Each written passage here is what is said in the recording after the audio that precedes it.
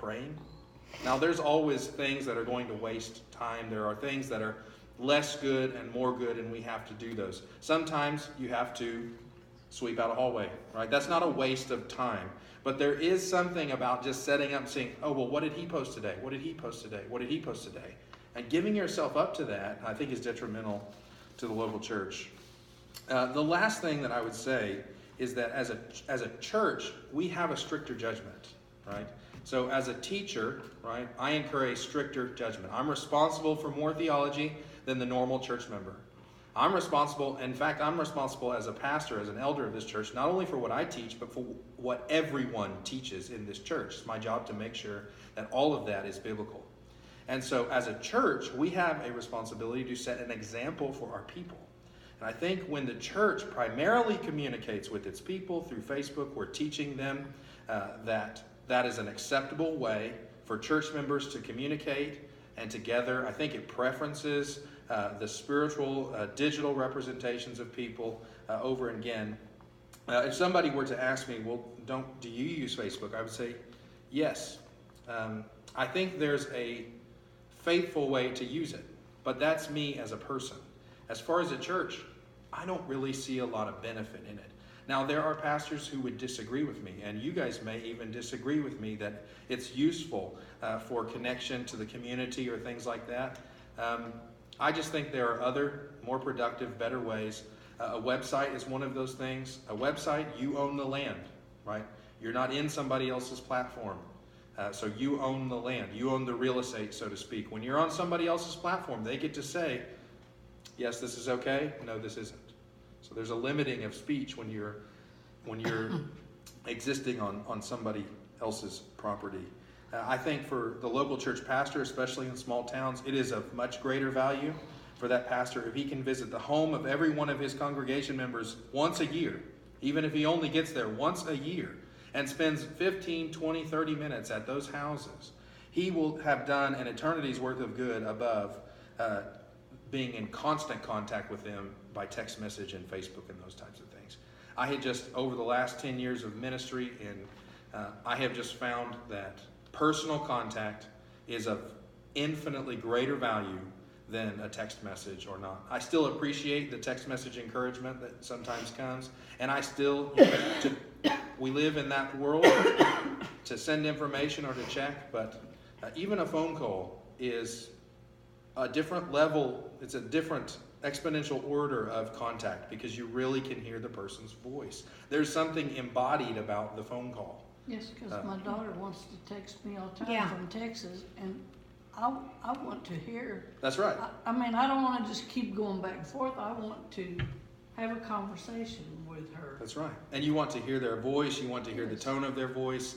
And so I think there's something embodied, even though that's not a physical connection. I think there's something embodied about that is absent in social media. And that's why I think in general, in most cases, it's detrimental for the local church. All right. You guys have any questions? All right. No, I mean, just, you look at our young people.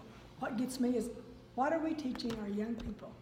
So much the fact that they live on that phone and stuff, and it's just and a like, lot of stuff gets started from that phone. yeah. Well, and that's like I said, what people were saying, was that you that text somebody or had put to- that on? And I said, no. I very seldom get on Facebook, and when I do, it's usually you guys putting something Well, on see, there. like And Joe- I text her because I say, what am I supposed to bring Thursday? But like Information, we have yeah. a funeral, You know, like we have Yeah. a funeral, and Joe posts Yeah, that is good to let stuff like that. more people Information, know. I don't have a problem with text messages. But- Like I text the hymns to our piano player and our organist on But even Monday listening morning. to evening, I've got bad about that. And my husband says, Beverly, you don't know that everything you're hearing on that news is true. So why do you even want to listen to it? Because so much of it, you don't know if it is or not, you know? Initially, that application of that quote was initially in my head. I was thinking of, because we had a lot of people in our church that would sit there, and my wife's mother or grandmother is one of these. She literally watches Fox News from the time she gets up until the Thunder basketball game comes on at 6 o'clock or 7 o'clock at night. Just all day long. And she's just giving herself over to these newsmongers. But then as I grew in this and thought about more about Facebook and social media, that's perfect, because that's exactly what they're doing. Spending all day in your phone is the same. What gets me is you can, like I'll finally look at, it's 3 hours old, you know. It's something that I think, okay, I like, and I mean, some people will answer, you don't even make a reply and they say, oh, thank you for that, or this, that. I think, I know. man, they must be on there All the time. How do people function if they can respond that fast? Mine may be 4 hours later, or maybe that 2 or night. 3 or But 4 it days. is- is- Well, imagine if a pastor is doing that for the local church. Not only does he have his own, but now he has the church's. No, And like you a said- church posts something on Facebook, and then he's getting responses and questions all day long. All you do is be on the phone. Yeah. You I cannot want to do it. ask you a question too, because I've thought about this a whole lot. That's good. It'll give me extra credit. Why do we not go visit people and invite them to church anymore in person? Well, I do. It's up to us as members of our class. Why did our class Well, quit? you know, Mike and Mike still bunch does of it. them, and they Mike used to and meet up Tuffy here used to- at the yeah. church if you wanted to go, and I've thought about just going by myself. That's how we and started talk, coming. You know, Because it's better to visit them in person and ask them. you get one person, and then like Mike and his buddy, they finally just go when they want to. Whereas you Yeah. try to get a group together, well, there's no one here but us two. Well, we can go another night and do this. So it's Yeah. our inactive If part. I want to go, I usually will call Mike, or I will call Tuffy, or I will call Doug if it's a younger person that he knows. I will try to find somebody that they have a connection with, Right. and I will ask, hey, can I go with you to go do that? But we do some of that, and they're some of the members of our church do it just on their own, Yeah. and I like Yes, that. But you can't get everybody here. I mean, We've I tried think- it. We've I tried know it they've before. come to our house, Mike and Yeah. the pastor that was See, back when then, and Tim was they here, prayed for Charlie, and it made me feel good, Yeah. you know, that they did. Well, and it takes a while, because I've been here 6 months, and I'm probably, I don't know. And the other thing was, nobody handed me a list of, say, here's all our members. Right. And so I finding out, like Beverly and Fred, right? Yes. They were gone, and I didn't have a list of members. didn't know. I didn't even know. Now I know why they were gone, right? Because they were staying home because of flu season.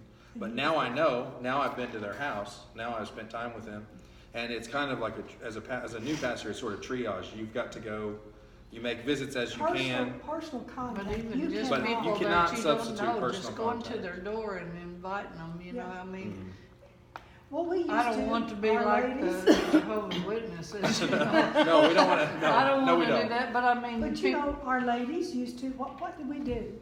Of course, I think it's a little, I don't know if it's illegal or not, but when there was a new family that moved in, we would just take, from our church, a welcome basket see, that would be neat, I think. and visit them and say, you know, And tell them where I we're think from, but it doesn't have to necessarily go to our church, but you know, we invited them. I think a lot of that still goes on, but I think it's more individual. So, like, we had a new neighbor move in next door.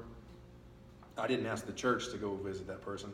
They're Well, my neighbor, so I took care of it. I'm the Christian that's next door to Yeah, them. that should be just And so, right, yes. and so I sort of expect as a pastor, we can have some of those organizational things, but I expect Christians to be Christians. So I think that's something that Christians do. If Should you've do got a without lost having to neighbor, be- you have to be, they're not my neighbor. They're your neighbor, right? Now I can help you, I can equip you, the church can help give you support. If they ask a question you don't know the answer to, well then that's what my whole job is saying, okay, well here you go. Now you can go back. Well, Pastor, I'm not comfortable going by myself. Well, I'll go with you. You know, but I expect Christians to do We that. should, that And should be, yeah. organizationally, as far, that's the thing. But like you're saying, Well, though, like that personal one-on-one, contact. like you were talking about, the Yes, that personal Human contact contact. It makes cannot you be feel better substituted. to know somebody came up and Yes. invited you than for them to text you and say, And to That's me, right. someone who we'd stays like in for the you to house all come the to time. church because you're gonna go, if they don't care enough about me to come and Mhm. invite me in person, they're not too Yeah. interested. I've got to get my renter over at Mother's house she said they went to the Baptist church, and I've got to get the granddaughter she's raising. I said, Vacation Bible School, and we're gonna need to take a flyer. I've already told her about it, you know. I'm sure James has too, yeah. Or he's working, yeah. Good time to, you know, get acquainted with some of the kids that'll be in your class. Right. Did you get told about Fred and Beverly, what's going on? Yeah, I can't Sunday? talk, we're still recording. Oh, So I will tell God's you, up. I will give you an update on that prayer request in a moment. Yeah, but, you know, I think personal, you can't beat personal. Thank you.